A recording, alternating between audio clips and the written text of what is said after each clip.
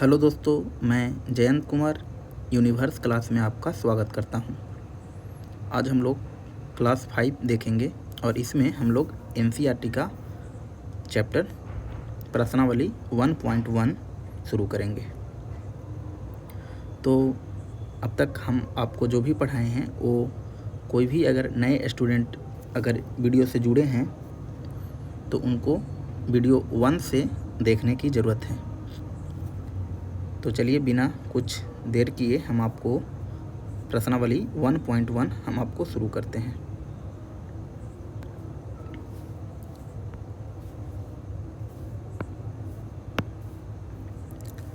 तो लिखा हुआ है निम्नलिखित संख्याओं का एचसीएफ ज्ञात करें, यानी एचसीएफ निकालना है, लेकिन यूक्लिड विभाजन एल्गोरिथम का प्रयोग करके। मतलब आप एचसीएफ निकालना जानते हैं, आप शुरुआत के क्लास में बेसिक में 6 क्लास 7 क्लास के बेसिक जब आप पढ़ते होंगे तो वहाँ पर आपको एचसीएफ निकालने के लिए सिखाया जाता है। और वो जो विधि होता है उस विधि को हम लोग भाग विधि बोलते हैं। तो पहले थोड़ा सा ऐसे ही देख लो, समझने से पहले यहाँ पर ही हम करते हैं एचसीएफ।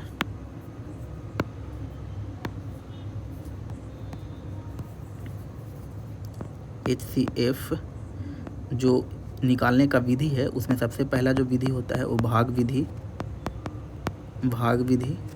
दूसरा यही जो हम लोग पढ़ेंगे 10th क्लास में, यूक्लिड विभाजन एल्गोरिथम। यूक्लिड विभाजन एल्गोरिथम विधि। और तीसरा विधि पढ़ेंगे गुणनखंड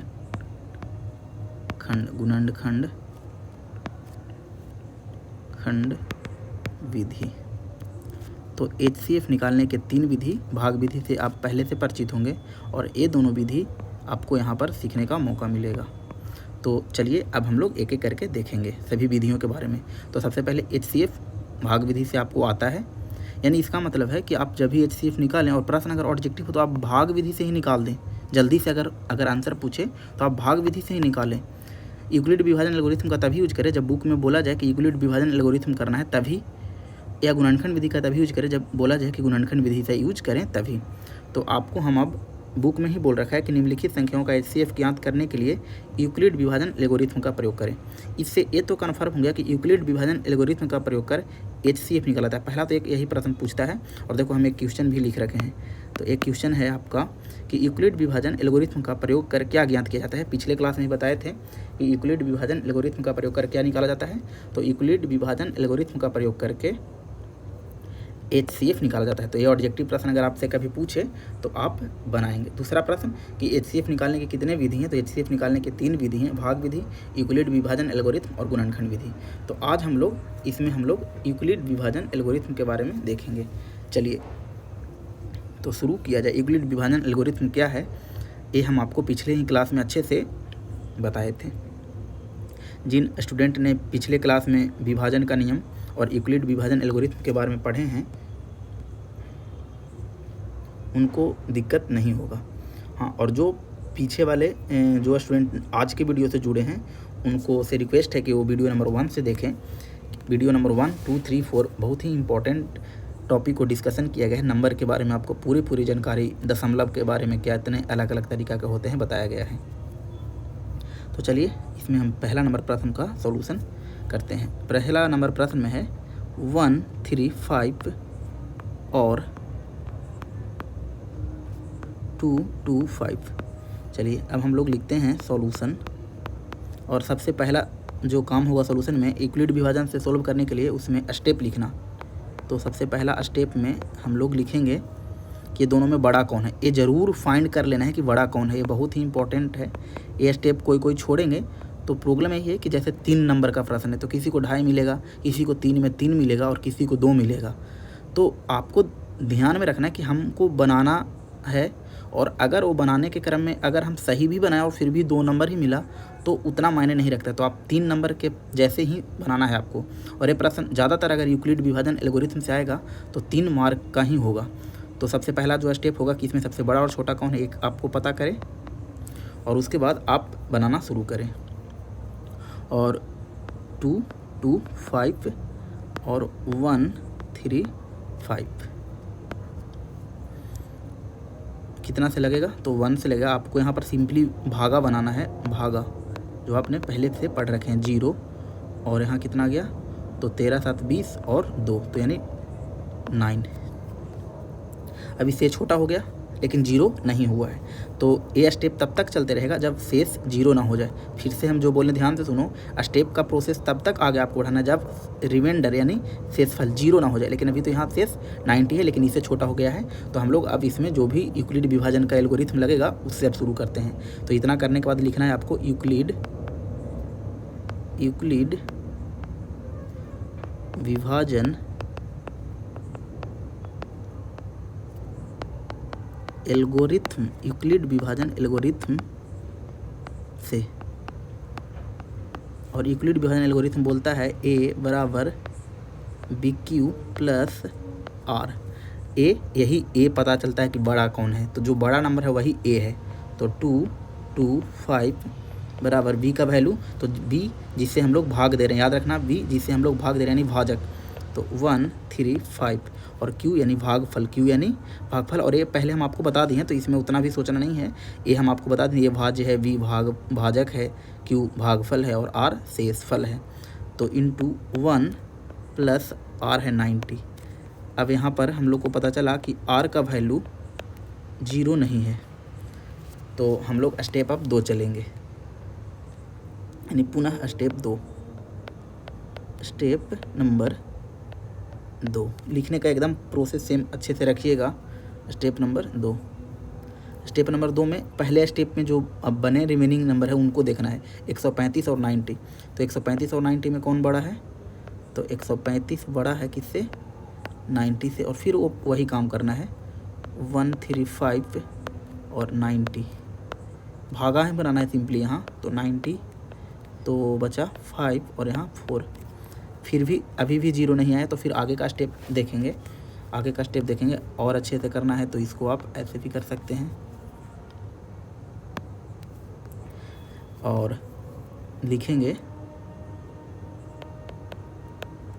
यूक्लिड विभाजन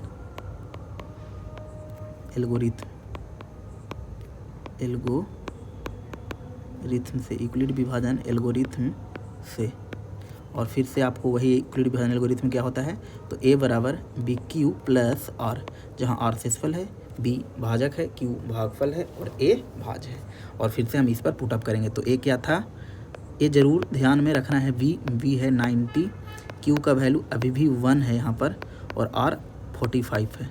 और R 45 है तो हम लोग कह सकते हैं कि R 0 नहीं है, और जब तक 0 नहीं आएगा तब तक हमको यूक्लिड विभाजन के स्टेप बढ़ते रहना है। अब स्टेप हम लोग 3, और स्टेप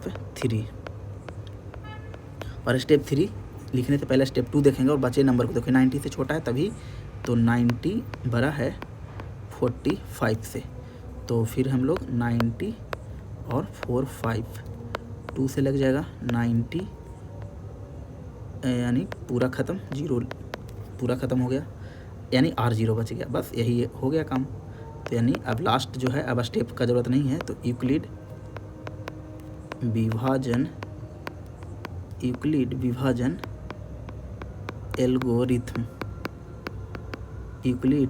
एल्गोरिथम से a बराबर BQ प्लस R, और a का वैल्यू इस बार कितना है, तो 90, b का वैल्यू 45, q का वैल्यू 2 प्लस r का वैल्यू 0। और अब यहाँ कह सकते हैं कि r इज इक्वल टू 0, अतः HCF ऑफ कितना था, तो 135,225 इज इक्वल टू अंतिम जो भाजक होगा। तो अंतिम भाजक कौन है, या तो आप यहाँ से पता कर सकते हैं डायरेक्ट B देख के, या फिर यहाँ से भी पता कर सकते हैं कि अंतिम भाजक 45 है, तो 45 आंसर। अब आप देखें इस तरह के प्रश्न को सोल्व करने का तरीका एक बार जल्दी से हम यहाँ से लेके यहाँ तक। अब ये आपको सोल्व तभी करना है जब आपको 3 मार्क का प्रश्न हो जाए, या 3 मार्क से ज़्यादा, 5 मार्क का भी होगा तो भी आपको इतना ही करना है, ऐसा नहीं कि 5 मार्क के लिए कुछ और करना है। तो 5, 3 या 3 से ज़्यादा मार्क होते ही बोलेंगे 2 मार्क का रहेगा तो क्या 2 मार्क में भी यही जाना है। अगर आप कभी भी लिख दिया यूक्लिड विभाजन एल्गोरिथम, लेकिन अगर प्रश्न ऑब्जेक्टिव फॉर्म में आ जाए, और ऑब्जेक्टिव फॉर्म में प्रश्न आने का मतलब होता है कि वो ये नहीं चेक करना चाहता कि किस मेथड से बनाया है, बल्कि वो ये चेक करना चाहता है कि आंसर सही लाया है कि नहीं। तो अगर यही प्रश्न 1 मार्क में होता, कितना मार्क में, अगर 1 मार्क, या कहें अपने भाषा में तो MCQ वाले फॉर्म में होता, तो आप इसको ऐसे बनाते ही नहीं, आप ऐसे बनाते 135 और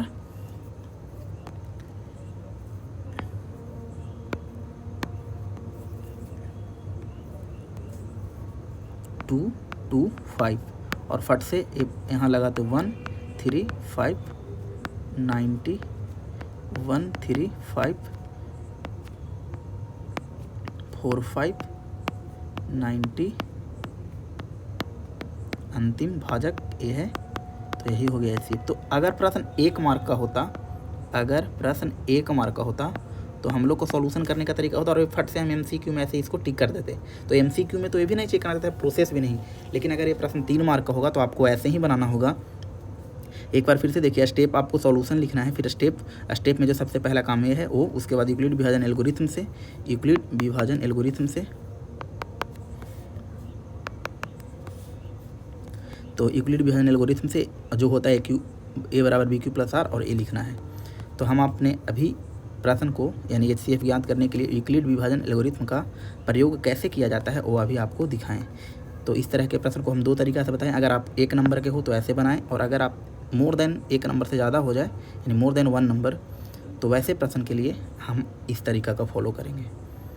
ये प्रश्न 3 नंबर में पूछा जा सकता है और 5 में भी पूछा जा सकता है, तो आपको उस तरीक़ा से ध्यान में रखना है। चलिए एक प्रश्न और बताएंगे, तो जो भी बचा हुआ है सीख ही लेंगे, और जो सीख गए वो शुरू कर सकते हैं खुद से बनाना। तो चलिए प्रश्न नंबर 2, प्रश्न में क्या है, 196382220। तो प्रश्न है 196 और 38220। अब ये प्रश्न को हम लोग को बनाना है। अब आपको सिंपली जो रूल हम आपको बताएं यूक्लिड विभाजन का, वो वही रूल लगाना है। जिनको भी पता है वो आप बनाएंगे खुद से, और जो अभी नहीं सीख पाए वो फिर से देखिए। तो सबसे पहले हम लोग लिखेंगे हल, यानी हल, और स्टेप 1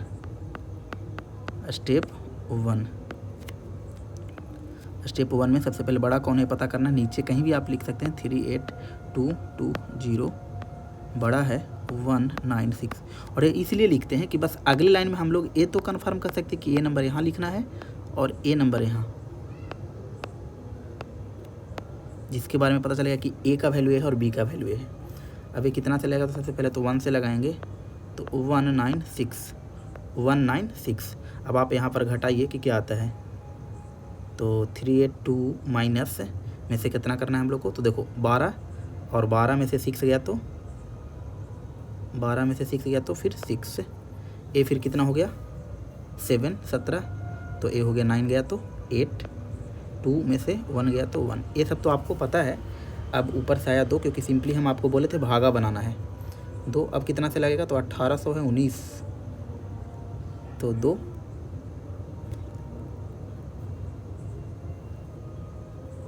तो सिंपली अगर 200 भी होता तो 1800 यानी 9 से तो लग ही जाएगा। तो चलिए 9 से हम लोग लगाते हैं।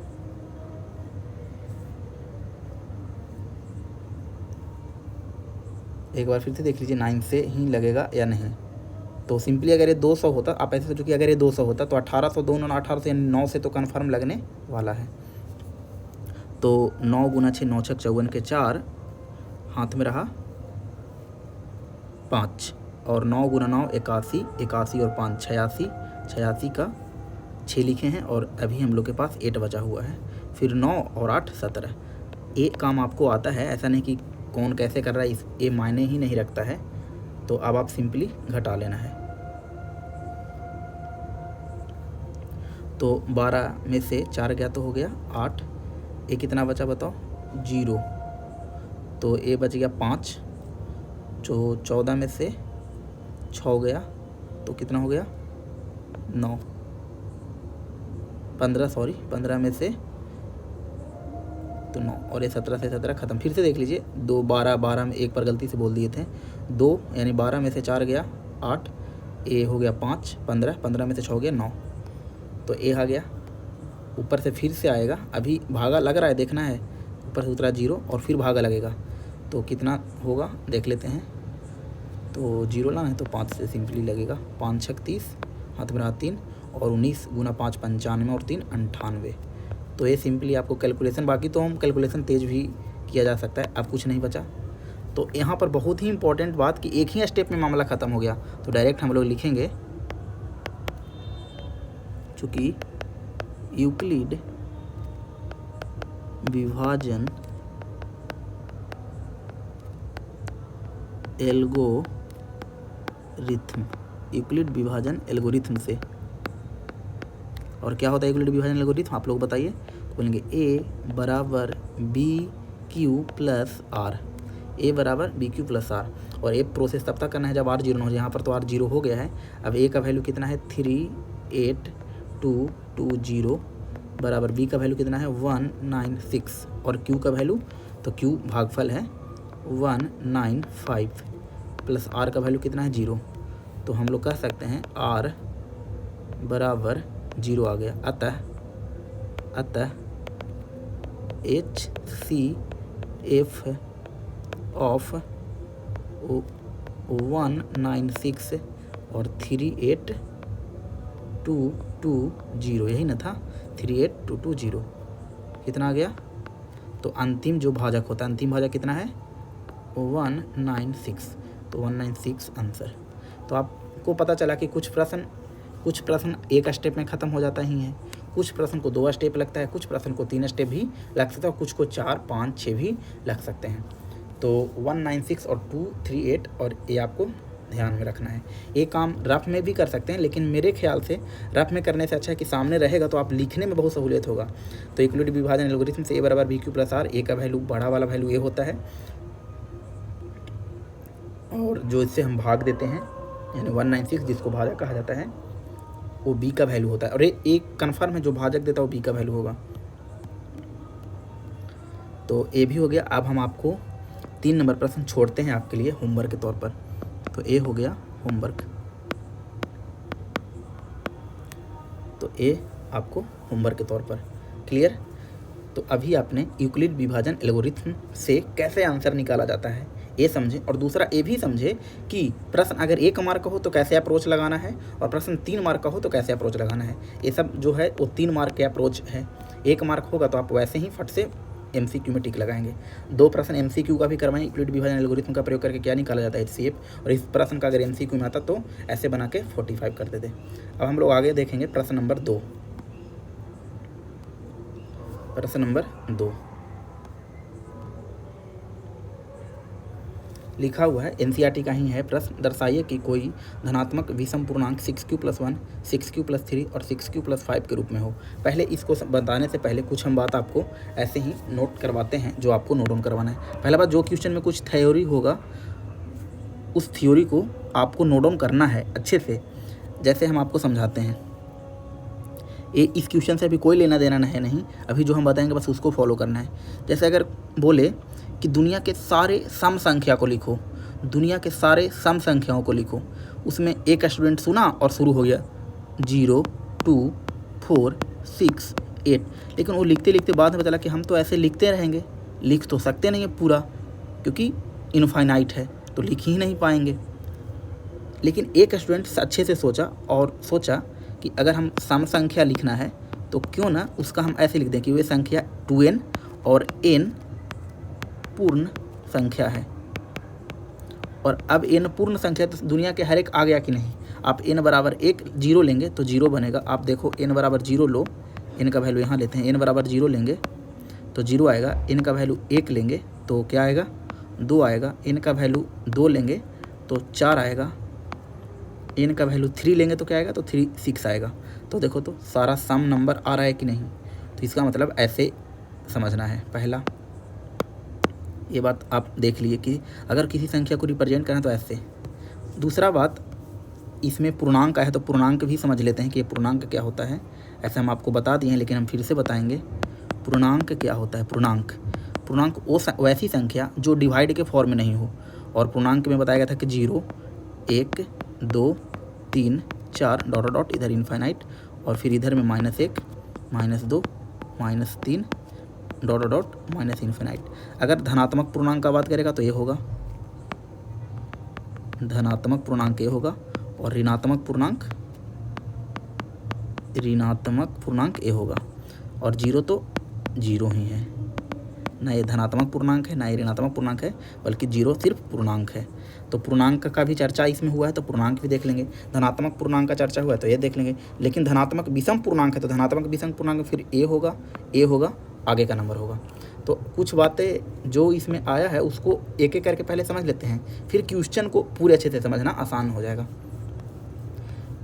तो ए हो गया, किसी संख्या को रिप्रेजेंट करना है तो कैसे, पूर्णांक क्या होता है। दूसरा बात, अगर मान के चलो ये संख्या लिखे हैं, जो सबसे इम्पोर्टेंट है इस बात का यही है, अगर मान के चलो संख्या लिखे हैं a बराबर 2q + 3, जैसे मान चलो यहाँ कुछ और लिखा है लेकिन अभी इसको समझो। a बराबर 2q + 3 का मतलब क्या है, कोई एक संख्या a है, a पूर्णांक है, धनात्मक पूर्णांक मान के चलो कोई संख्या है, इसका मतलब बस बताओ इसका मतलब क्या है।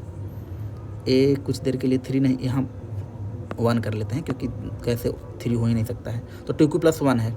तो इसका मतलब है ना कि इसमें 2 से भागा लगाया जा रहा है। भागा किससे लग रहा है, 2, और अगर भागा लगने वाला वैल्यू 2 है तो आप यूक्लिड विभाजन से सोचो, थोड़ा सा सोचो यूक्लिड विभाजन से।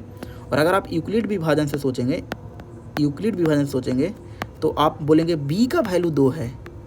आप सोचो, बोलेंगे अचानक b का वैल्यू, तो देखो यूक्लिड विभाजन यही तो बोलता है a बराबर bq + r, और जो संख्या लिखा हुआ है 2q + 1 ये बराबर वो वही तो है 2, q का q लिखा है और r के जगह पर 1 लिखा है, और a तो ये b का तो वैल्यू है।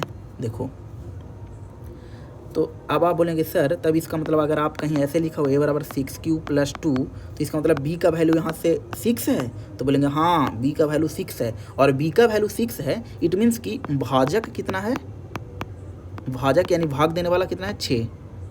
और अब यहाँ पर और स्टेप सोचो कि अगर भाजक 6 है तो शेषफल क्या क्या हो सकता है। तो शेषफल जैसे यहाँ 2 लिख दिया है, लेकिन अगर यहाँ भी अनोन कर दे, जस्ट ऐसे मान के चलो कि इसको हम इरेज करते हैं और अनोन कर दे यहाँ और r लगा दे, तो शेषफल क्या होगा, यानी अब r क्या क्या हो सकता है। तो बोलेंगे आप तो पहले ही बताए हैं कि अगर भाजक यानी 6 से भागा दे रहे हैं तो शेषफल 6 से छोटा होगा। ये विभाजन के नियम में भी चर्चा किए थे, और यूक्लिड विभाजन एल्गोरिथम में भी चर्चा किए थे कि भाजक से हमेशा छोटा होता है शेषफल। तो इसमें शेषफल क्या होने का चांस है, 0, 1, 2, 3, 4 और 5। इसके अलावा कुछ और शेषफल होगा, बोलेंगे नहीं, इसके अलावा कोई भी और शेषफल नहीं होगा। फिर से आप देखना चाहते हैं तो देख लो, यहाँ होता है a, यहाँ होता है v, यहाँ होता है q, और ऐसे जो आता है शेष, इसको बोला जाता है भागफल, इसको बोला जाता है शेषफल, और इसको बोला जाता है भाजक, और इसको बोला जाता है भाज। और जो शेषफल होता है और भाजक के बीच में जो रिलेशन है यही रिलेशन है कि शेषफल हमेशा भाजक से छोटा होता है, शेषफल हमेशा भाजक से छोटा होता है। अब इतना बात हम आपको बताए हैं, अभी अगर आप इस बात को ध्यान में रखेंगे तो अब ये जो क्वेश्चन लिख रखा है उसको समझना बहुत आसान हो जाएगा। तो चलिए हम लोग समझने का कोशिश करते हैं क्वेश्चन।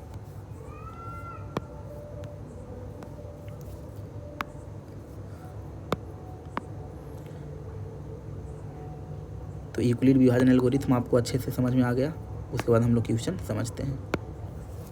लिखा है, पहले हम प्रश्न पढ़ते हैं। लिखा है, दर्शाइए कि कोई भी धनात्मक विषम पूर्णांक 6q + 1 या 6q + 3 या 6q + 5 के रूप का होता है, जहाँ q कोई पूर्णांक है, यानी q जो लेना है वो पूर्णांक है, बुक में दिया है, और हम लोग को धनात्मक विषम पूर्णांक को दर्शाना है, विषम को दर्शाना है।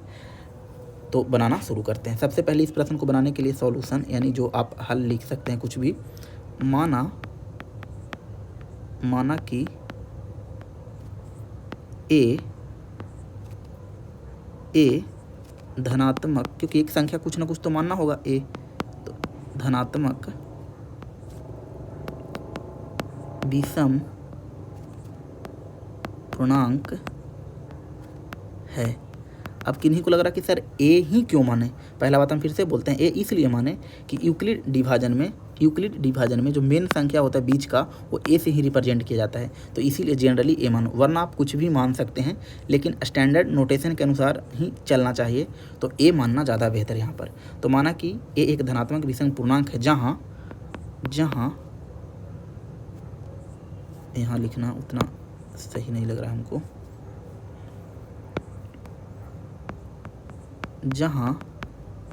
जहाँ b बराबर कितना है बताओ, तो बोलेंगे सर जो संख्या का पैटर्न है वो अगर देखें तो देखने से तो लग रहा है कि b का वैल्यू 6 है, बुक में ही बोला है b का वैल्यू 6 है।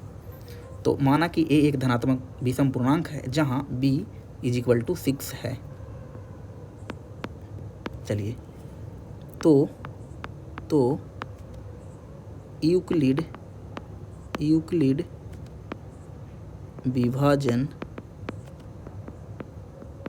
विभाजन एल्गोरिथम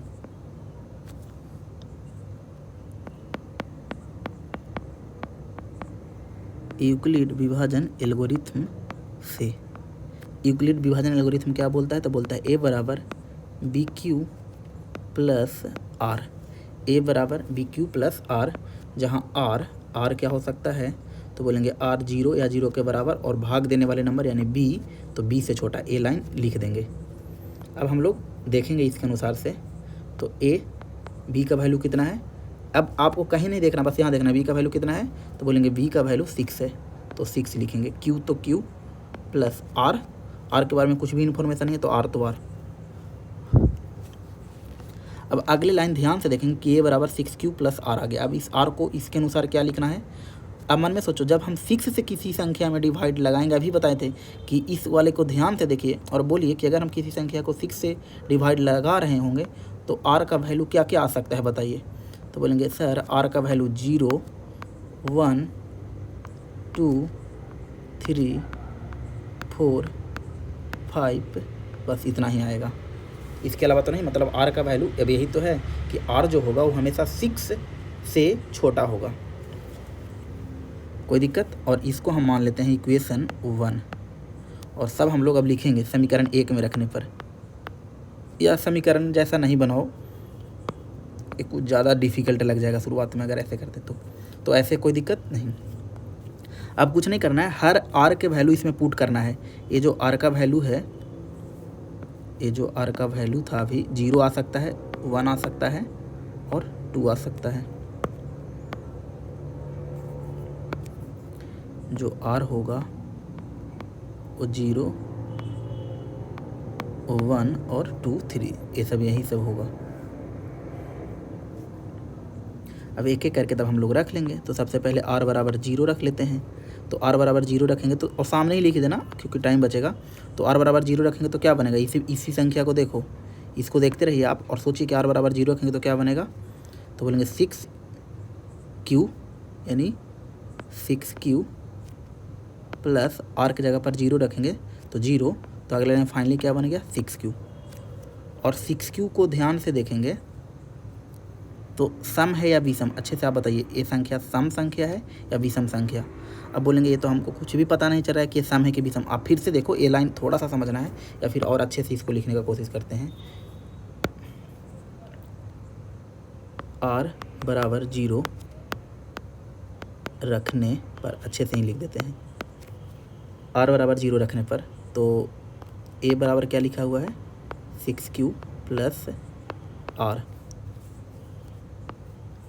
तो a 6q प्लस 0, तो फाइनल a बराबर बन गया 6q।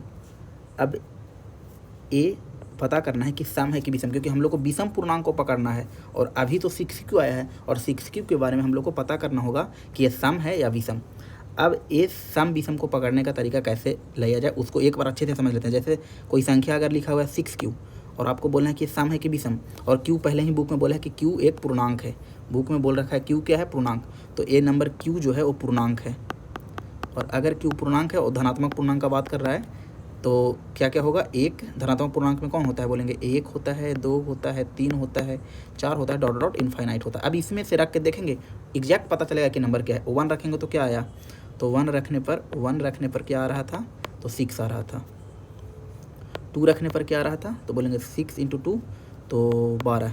3 रखने पर क्या आ रहा है, ज़रा देखो 3 रखेंगे क्यू के जगह पर तो 6 × 3 होगा कि नहीं। आप ये समझो, कभी कभी इतना सिंपल सा भी कैलकुलेशन में कभी कभी दिक्कत होता है। तो देखो 6 × 3 कितना है, 18।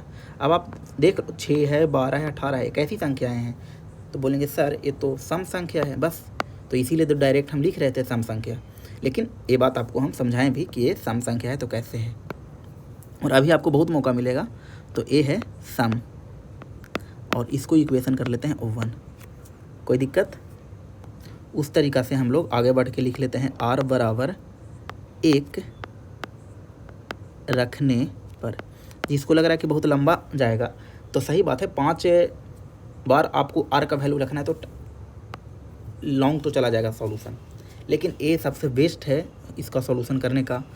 तो फिर से हम लोग ए बराबर 6Q + R, और ए 6Q + R इस बार कितना है 1, और इस बार क्या आएगा विषम।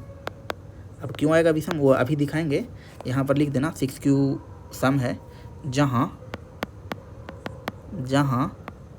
Q पूर्णांक है। Q क्या है, पूर्णांक है। आप चेक करके यहाँ भी आप देखते हैं कि इस बार जो संख्या लेना है वो 6Q + 1 लेना है, और Q के बारे में पहले ही बोला गया है कि Q पूर्णांक है। और अगर Q पूर्णांक है तो फिर से देख लेंगे कि पूर्णांक में कौन कौन आता है। धनात्मक पूर्णांक का ही बात करना है आपको, 1 2 3 4 ... इन्फिनाइट। कहीं का भी पूर्णांक लेंगे इतना कन्फर्म है इस नंबर से विषम आएगा। क्यों आएगा वो भी बताएंगे अभी, लेकिन पहले एक बार चेक कर लिया जाए। जैसे 1 कोई रखता है तो 6 × 1, Q के जगह पर क्या रखना है 1, तो 6 × 1 + 1, 6 में 1 से गुना हो तो 6 और 1 7, तो 1 रखने पर 7 आया। 2 रखा जाए अब तो बोलेंगे 6 × 2 + 1, तो 6 × 2 12, और 12 में 1 जोड़ेंगे तो 13। तो 1 रखने पर यानी 1 रखने पर ए आया, 2 रखने पर ए आया। अब आपको ऐसा नहीं लगता कि 3 4 रख के देखा जाए, कोई एक बीच का नंबर ले, जैसे 600 ले ली, मान के चलो कि 100 ले लिया कोई, तो 6 × 100 + 1 601। 601 कैसा नंबर है, बोलेंगे 2 से नहीं कटता है, 2 से नहीं कटता है, यानी विषम नंबर है। तो आपको समझ में आ गया होगा कि ये विषम क्यों है। और विषम के पीछे एकमात्र रीज़न है कि जैसे 6 कैसा संख्या है सम, और सम संख्या में किसी भी पूर्णांक से गुना करेंगे तो सम आएगा। यहाँ पर 6Q कैसा संख्या बनेगा सम, क्योंकि सम 6Q है तो 6Q सम। लेकिन किसी भी सम में अगर 1 जोड़ देते हैं तो विषम बनता है। जैसे एक संख्या लो 10 और उसमें 1 जोड़ के देखो, विषम बनेगा कि नहीं, 10 1 11। तो कोई भी एक सम संख्या में अगर उसमें 1 ऐड कर देंगे तो विषम बनेगा। और 6 अगर सम संख्या है तो कोई भी पूर्णांक से गुना करो वो सम ही बनेगा।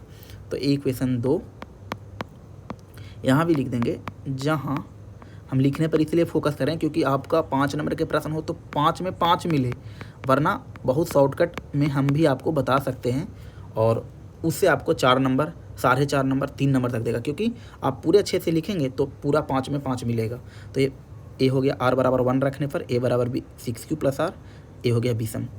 अब उस तरीक़ा से हम लोग R बराबर 2, अब हम चेक नहीं करेंगे, अब हम जो बोलेंगे वो मान लेना है आपको, और नहीं तो आप फट से देख लें रखने पर। तो ए बराबर 6Q + R, और ए 6Q + R का वैल्यू 2 है। अब बताओ 6Q एक सम संख्या है और सम संख्या यहाँ हो चुका है, और अगर सम में 2 जोड़ देंगे तो सम ही आएगा कि ना। तो इसको हम लोग लिख लेते हैं सम, और ए हो गया इक्वेशन नंबर 3। और यहाँ भी लिख देते हैं जहाँ Q पूर्णांक है। जब कभी आपसे पूछे कि क्यों सम लिखा है, कोई अगर पूछे दोस्त आपसे कि सम कहाँ से लिखा, तो सिंपल समझाना कि देखो Q पूर्णांक लेना है, और तुम ही बताओ पूर्णांक में क्या लोगे। आप बताओ, वो बोलेगा 10 लो, तो देखो 10 × 6 60, और 2 जोड़ दो 62। 62 कैसा नंबर है सम। कोई और भी बोलेगा नहीं 11 लो, तो 11 × 6 66, और 2 68। तो आप Q पूर्णांक है इसीलिए सम है, वरना Q कुछ और भी होगा तो फिर दूसरा नंबर आ सकता है, लेकिन Q पूर्णांक है इसीलिए सम होगा। और एक Q के बारे में बुक में बोला है, देखो जहाँ Q पूर्णांक ही रखना है। अब उस तरीक़ा से R बराबर हम लोग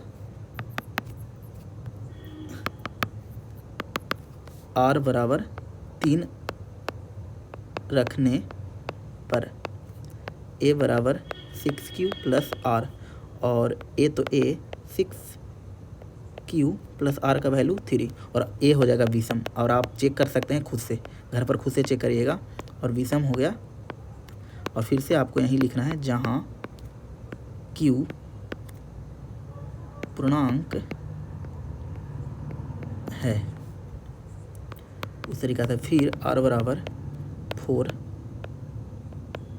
रखने पर तो a बराबर क्या लिखा हुआ है, वो तो पहले से ही आ चुका है 6q प्लस r, और a तो a 6q, r का वैल्यू है 4। अब a नंबर जो बनेगा वो सम बनेगा, आप चेक कर लेना खुद से। और बाकी 10th क्लास के स्टूडेंट के लिए हम फिर से एक बात बताते हैं, चेक करने का समय नहीं है आपको जो बोला जाए बस उसको फॉलो करना है और मेहनत कर लेना है, क्योंकि आप जैसे ही आपका क्लास हाई होगा वहाँ पर ये सब आएगा तो आपको बस, और हम आपको ऐसा नहीं कि एकदम से दिखा नहीं रहे हैं, वरना एकदम से भी नहीं दिखाया जाता है, लेकिन हम आपको दिखा रहे हैं हर बात, बस आप उतना मान के हर जगह चेक करने से टाइम व्यर्थ से अच्छा कि 2-3 बार इसको प्रैक्टिस कर लेंगे। r बराबर 5 रखने पर, और r बराबर 5 रखेंगे तो a बराबर वहाँ क्या था लिखा हुआ 6q प्लस r। देखो a जो हम हर बार लिख रहे हैं वो यहीं से लिख रहे हैं, तो इसको हम एक बार ऐसे भी कर सकते हैं, हर बार a हम यही लिख रहे हैं। तो a 6q प्लस r का वैल्यू 5, और a 5 रखेंगे तो b सम आएगा, और इक्वेशन हो जाएगा 6, जहाँ q पूर्णांक है। क्लियर। अब आप ध्यान से देखो प्रश्न को एक बार फिर से, कि दर्शाना है कि धनात्मक विषम पूर्णांक दर्शाना, हमको सम वाला नहीं लेना है, क्या लेना है, विषम वाला लेना है। विषम वाला फिर से देखो, विषम वाला, और विषम वाला कहाँ कहाँ आया है, तो इक्वेशन 1 में सम है, 2 में विषम है, 3 में सम है, 4 में विषम है, 5 में सम है और 6 में विषम है। तो हम लोग कह सकते हैं अतः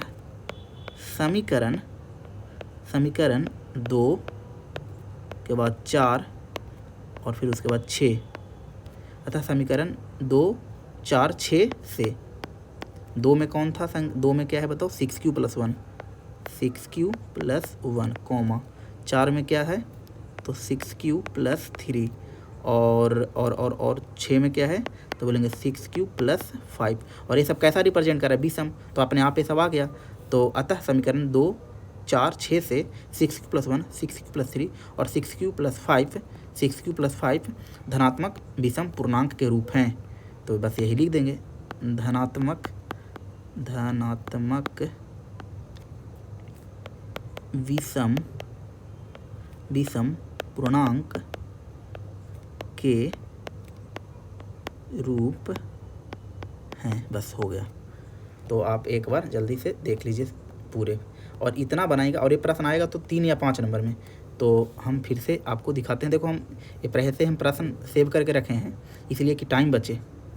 तो आप ध्यान से देखिए, दर्शाइए कि कोई धनात्मक विषम पूर्णांक 6q प्लस 1, 6q प्लस 3 और 6q प्लस 5 के रूप में हो, और हम आपको दिखा दें कि देखो ये विषम है, ये विषम है और ये विषम है, और जो दर्शाना था वो खुद विषम वाला आया कि नहीं, तो आपको ध्यान में रखना। कैसे कैसे बनाओ एक बार, तो माना कि क्योंकि ये सब संख्या कोई ना, ये जो 3 लिखा हुआ है 3 कोई ना कोई तो संख्या रहा होगा, तो संख्या को हम मान लिए a, तो माना कि a एक धनात्मक विषम पूर्णांक है जहाँ b का वैल्यू 6 है, बोलेंगे हाँ b का वैल्यू तो 6 दिख रहा है। और यही बात हम आपको पहले से बताते आ रहे थे कि क्योंकि अगर ये बात आपको डायरेक्ट यहाँ पर लिख देते b का वैल्यू 6 है तो आपको समझ में नहीं आएगा। जैसे आप फिर से एक देख लो, अगर कहीं लिखा हुआ है 9q प्लस 8, इसका मतलब b का वैल्यू कितना है, बोलेंगे सर इसमें तो 9 है, एकदम सही जवाब। तो अगर b का वैल्यू 6 है तो फिर यूक्लिड विभाजन एल्गोरिथम, क्योंकि b मिलते हैं यूक्लिड विभाजन एल्गोरिथम से, a बराबर bq प्लस r, जहाँ r 0 और 0 के बराबर और b से छोटा होता है। a का आ गया 6q प्लस r, और फिर हम लोग सब में यहाँ पर r बराबर 0 रखने पर, 1 रखने पर, 2 रखने पर, 3 रखने पर, 4 रखने पर, 5 रखने पर, तो आया विषम कहाँ था वहाँ। अब एक प्रश्न और आपको हम इसी पर होमवर्क देते हैं, और जो स्टूडेंट मेरे द्वारा दिए गए होमवर्क को अच्छे से फॉलो करेंगे वो एग्ज़ाम में बहुत अच्छे नंबर ला सकते हैं। और हम आपको 10th के अलावा बहुत कुछ एक्स्ट्रा भी 10th में ही बताएंगे। तो आपको अब इस प्रश्न का लेवल हम थोड़ा सा इंक्रीज करके एक नया प्रश्न लिख देते हैं, और वो ए है प्रश्न। बस आपको कुछ नहीं करना है, दर्शाइए कि धनात्मक विषम पूर्णांक, जहाँ पर यहाँ पर लिख देना है सम पूर्णांक, और यहाँ हम लिखते हैं 6q प्लस 2 और 6q प्लस 4 के रूप में होता है तो जहाँ क्यू पूर्णांक है। फिर से अब प्रश्न कैसे पढ़ेंगे, दर्शाइए कि कोई भी धनात्मक सम विषम पूर्णांक, धनात्मक ए बस इतना हम लिखे हैं, इतना को ऊपर रिप्लेस कर दिए हैं, कोई भी धनात्मक सम पूर्णांक 6q प्लस 2 और 6q प्लस 4 के रूप में होता है तो जहाँ q पूर्णांक है।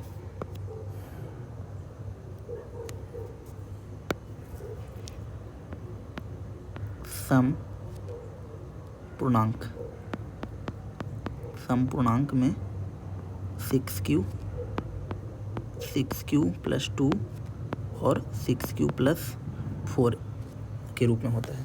तो आप ये प्रश्न बनाना है आपको खुद से, और कुछ नहीं, सेम टू सेम आएगा, एकदम सेम टू सेम, बशर्ते वहाँ पर अंतिम में जो यहाँ लिखे हैं इक्वेशन 3 4 2 4 6, वहाँ पर क्या लिखना होगा बताओ, 1 3 और 5, क्योंकि ये सब सम वाला था, क्योंकि हम चेंज नहीं किए हैं, वो 6 ही रखे हैं। तो ये आपको समझ में आया है। आप क्वेश्चन नंबर 1 भी कंप्लीट कर लिए, एक ऑब्जेक्टिव प्रश्न भी कंप्लीट करवाएं, यहाँ इस तरह के प्रश्न भी कंप्लीट करवाएं, और ये प्रश्न अगर एग्जाम आया तो 5 नंबर का ही आएगा और आपको बनाना है। अब हम लोग ए वाले देखते हैं।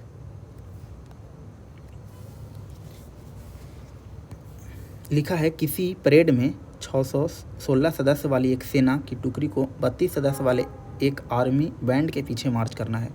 दोनों समूह के समान संख्या वाले स्तंभ में मार्च करना है और उन स्तंभों की अधिकतम संख्या निकालना है। पहले बात, ये प्रश्न बनाना बहुत आसान है क्योंकि अधिकतम संख्या पूछा है तो HCF से बन जाएगा। लेकिन एक कौन बताएगा कि HCF ही क्यों लगा, तो इसको समझने के लिए हम आपको बस सिंपल सा एक एग्जाम्पल समझाते हैं। जैसे मान के चलो एक लिखा है 8 और एक लिखा है 10। अब हम आपसे बोलें कि HCF निकालो, तो जल्दी से आप इसका HCF निकालेंगे और क्या आएगा तो देख लेते हैं। तो 2 आएगा HCF, क्योंकि ये लग के कट जाएगा। तो HCF कितना आया, 2। अब समझेंगे HCF का मीनिंग, क्योंकि HCF का मतलब समझ लेंगे तो फिर ये बात समझना आसान है कि हाँ अधिकतम रहेगा तो HCF निकलता है। ये 2 ऐसा नंबर है, एक मिनट, ये 2 ऐसा नंबर है कि 8 को भी पूरा पूरा डिवाइड लगा दे रहा है और 10 को भी पूरा पूरा डिवाइड लगा दे रहे हैं, हाँ, और साथ में डिवाइड लगाने वाला सबसे अधिकतम संख्या, सबसे बड़ा यानी सबसे मैक्सिमम नंबर है। जैसे सोचो जितना भी संख्या होगा 2 से छोटा होगा जो दोनों को काटे, जैसे 1 इसको भी काटेगा इसको भी काटेगा, लेकिन वो 2 से तो छोटा नहीं है। HCF का मतलब होता है कि सबसे बड़ी संख्या जो दी हुई सारी संख्याओं को विभाजित करे। 2 के बाद आप नहीं संख्या खोज पाएंगे जो दोनों को काटेगा। जैसे किसी को लग रहा है कि 4, तो 4 देखो 8 को तो काट रहा है लेकिन 10 को काट रहा है नहीं, तो ये 2 ही सबसे बड़ी संख्या है जो दोनों नंबर को काट रहा है। तो HCF का मतलब होता है कि सबसे अधिकतम वैसे संख्या जो दोनों को काट दे। और यहाँ प्रश्न बोल रहा है कि किसी परेड में 616 सदस्य वाली एक सेना की टुकड़ी को 32 सदस्य वाले एक आर्मी बैंड के पीछे मार्च करवाना है। तो दोनों समूहों को समान संख्या वाले स्तंभ में मार्च करना है, तो दोनों को ऐसा नंबर खोजना है कि दोनों को काट दे, और वो नंबर सबसे बड़ा होना चाहिए। क्यों? क्योंकि आपको अधिकतम संख्या पूछा है, तो अधिकतम संख्या के लिए वो नंबर बड़ा होना चाहिए ना, दोनों को काटे भी और वो नंबर सबसे बड़ा भी होना चाहिए। वरना जैसे देखो एक और एग्जांपल लेते हैं,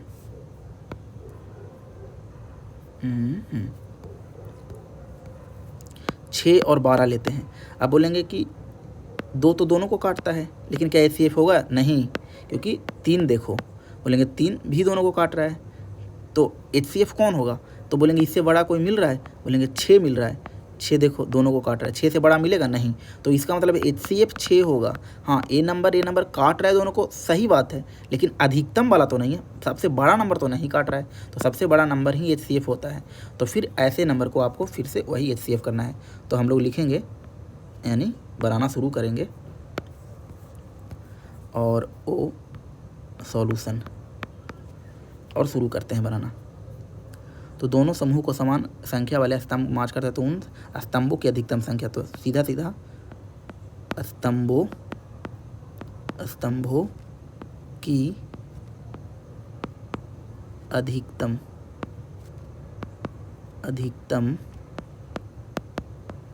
संख्या, स्तंभों की अधिकतम संख्या बराबर दोनों का क्या निकालना होगा? HCF। किसका? तो 616 और 32 का। और अब ये हम लोग 2 विधि से सीख गए, यूक्लिड विधि से भी और भाग विधि से भी। तो जिस भी विधि से आप बना सकते हैं जल्दी से बना देंगे। तो अभी ये चैप्टर है 1 यूक्लिड विभाजन सिखाया गया, तो यूक्लिड विभाजन से ही सिखाते हैं। तो फिर से स्टेप लिखेंगे, वरना आप भाग विधि से भी बनाना का मन है तो बना सकते हैं। स्टेप 1, दोनों में बड़ा कौन है, तो 616 बड़ा है 32 से, तो फट से 616 लिखेंगे 32। पहले तो 1 से लगेगा तो 32 हो जाएगा। बताओ क्या होगा, तो 11 में से 2 गया तो 9, ए बचा कितना, तो बचा 5, 5 में से 3 गया तो 2, 9 2 11 3 2 5 1 6, सही है, ऊपर से उतरा 6। बताओ कितना से लगेगा, देख लो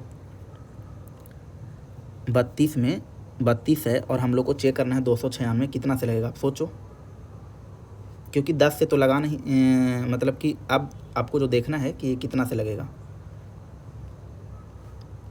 1 मिनट का टाइम देते हैं, बताइए आप लोग। तो हम लोग चेक कर लेते हैं, 32 गुना 9 देख लेते हैं, 9 दूना 18 1 और 9 गुना 3 27 और 1 28, तो हाँ तो फिर ये तो लग जाएगा, तो 9 से ही लगा दिया जाए।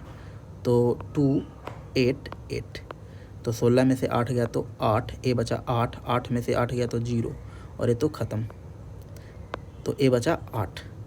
यानी कहा जाए तो रिमाइंडर के तौर पर यानी शेषफल के तौर पर कितना बचा, तो 8 बचा। शेषफल के तौर पर कितना बचा, 8।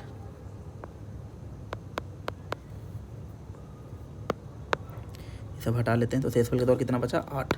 अब फिर हम लोग लिख देंगे वहाँ अगले लाइन में स्टेप 1 का यूक्लिड विभाजन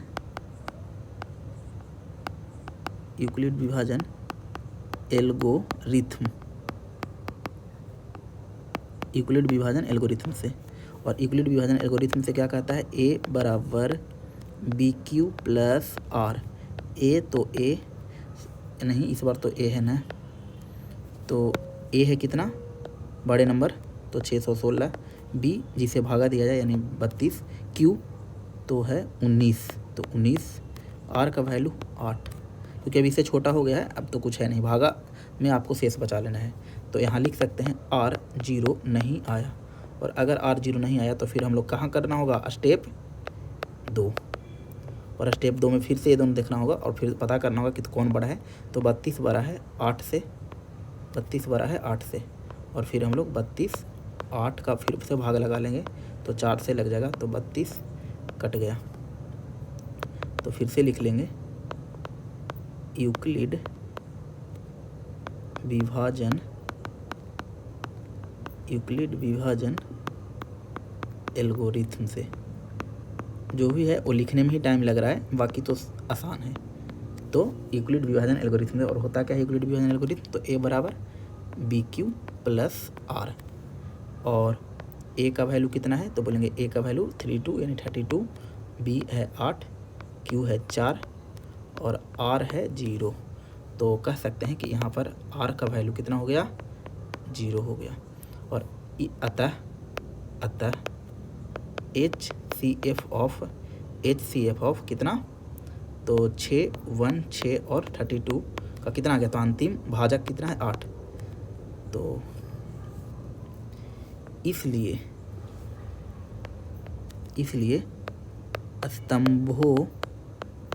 स्तंभों का अधिकतम संख्या बराबर 8। तो एक बार फिर से देख लीजिए, लिखा है किसी परेड में 616 सदस्य वाली एक सेना को टुकड़े को 32 सदस्य वाले आर्मी के पीछे मतलब मार्च कर रहा है, तो आपको दिखना है। तो स्तंभों की अधिकतम संख्या निकालने के लिए हम लोग दोनों का HCF निकालना का, अधिकतम HCF ही क्यों निकाले, तो आपको पता चला कि HCF ही क्यों निकाले, उसका जवाब दीजिएगा कि HCF वो नंबर होता है जो दी गई संख्याओं को पूरे डिवाइड कर देता है और वो नंबर सबसे बड़ा होता है, और अधिकतम पूछा है तो HCF ही निकालना होगा। और HCF निकाले हैं, ये जो हम निकाले हैं यूक्लिड विभाजन से बनाए हैं। तो आज हम लोग 3 प्रश्न तक देखे हैं, अगले दिन हम 4 नंबर प्रश्न और 5 नंबर प्रश्न का चर्चा करेंगे, लेकिन हम इसलिए छोड़ रहे हैं यहाँ पर क्योंकि हम आपको बताएं हैं इस तरह का प्रश्न, तो आप अपने दिमाग को यूज करेंगे। पहला बात, मैथ सीखने का टेंडेंसी आपको बढ़ाना होगा। प्रश्न तो आपका हम सारा सोल्व कर सकते हैं, इस बुक का साथ साथ में कोई और बुक बोलेंगे उसका भी, लेकिन हमको सोल्व करने से कुछ भी नहीं होगा। ये प्रश्न ट्राई करना है, अगर आप ट्राई करेंगे, कुछ भी ट्राई करेंगे, गलत भी ट्राई करेंगे तो आप बहुत कुछ सीखेंगे। क्यों? क्योंकि मैथ में बहुत ज़रूरी होता है कि खुद से क्वेश्चन को पढ़ना और उसको बाद कैसे अप्रोच आप लगाते हैं, और वही अप्रोच धीरे धीरे डायरेक्शन से आप सीख के अच्छे से यूज करना सीख लेते हैं। तो मेरा ऐसा मानना है कि कुछ जो डिफ़िकल्ट प्रश्न होगा उसमें आपका अप्रोच पहले ज़रूर लगाना चाहिए, और इस तरह के कुछ प्रश्न को हम आपको इधर बताएं भी। जिनको चाहिए कि सर थोड़ा सा हिंट दीजिए, यहाँ पर वर्ग जैसा लिखा है, यूक्लिड विभाजन परिमेय का प्रयोग करके दर्शाइए कि धनात्मक पूर्णांक का वर्ग, ये वर्ग नहीं समझ रहे, वर्ग ना होता तो फिर तो सिंपल था सर कि यहाँ b का वैल्यू 6 था तो वहाँ b का वैल्यू 3 है। तो हम आपको बोले कि हाँ आप सही सोच रहे हैं, वर्ग का यूज है ही नहीं, जैसे आप बनाते हैं बस वैसे ही बनाइए, और जब संख्या बन जाए तो वर्ग कर दीजिए अंतिम। जैसे मान के चलो कि यहाँ पर एक संख्या बना था ना a बराबर 6 क्यू, तो इसको वर्ग कर देंगे अंतिम में, तो a स्क्वायर बराबर 36 क्यू स्क्वायर। तो आप देखेंगे करके, वरना है आसान ही, लेकिन आप जो करेंगे उसमें आप क्या सीखते हैं वो आपको पता चलेगा। तो थैंक यू, जय हिंद। आज का क्लास इतना ही। बाकी जिनको कंटेंट अच्छा लग रहा है वो लाइक और सब्सक्राइब करना ना भूलें। Thank you.